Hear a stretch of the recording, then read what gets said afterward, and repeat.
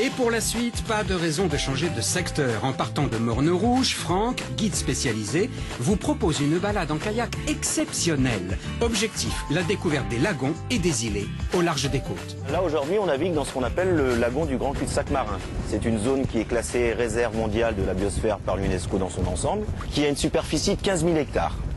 Sur les 15 000 hectares de lagon, on peut retrouver 3 600 hectares de réserves qui sont gérés par le parc national, dont 2 000 hectares de réserves maritimes.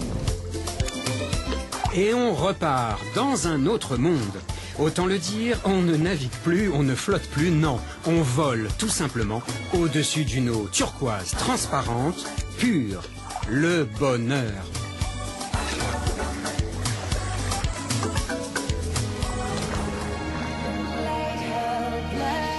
Autre surprise et nouvelle sensation, l'îlet aux oiseaux. Là, tout doucement, sans faire de bruit, vous pourrez approcher frégates et hérons qui, par centaines, sont venus s'installer dans ce refuge.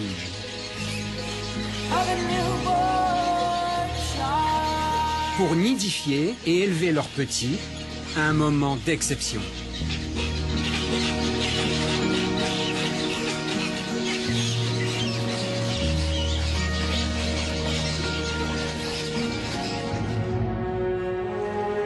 Et on repart pour la deuxième partie de l'expédition.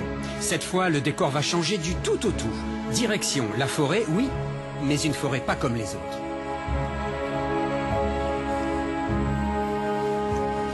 Donc là, on va vraiment rentrer à l'intérieur de la mangrove. Ah ouais! Après les lagons, deuxième partie de la balade, alors nous restons au cœur de la réserve du Grand Cul-de-Sac marin. Elle est immense et cette fois-ci, nous partons découvrir la mangrove. C'est une gigantesque forêt de palétuviers rouges, tous plus beaux les uns que les autres, vous allez voir. En tout cas, c'est une balade superbe à laquelle je vous convie. On y va.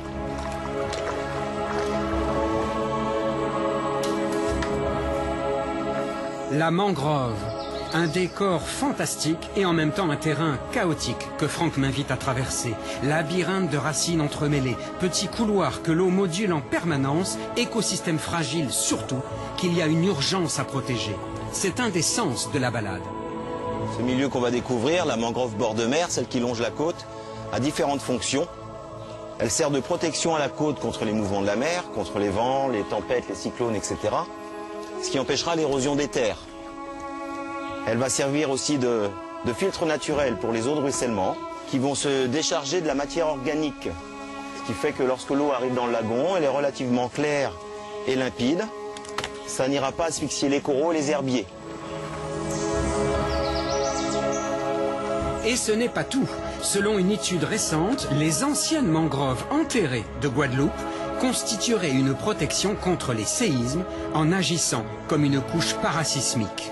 Belle excursion en kayak et surtout beau message de la nature.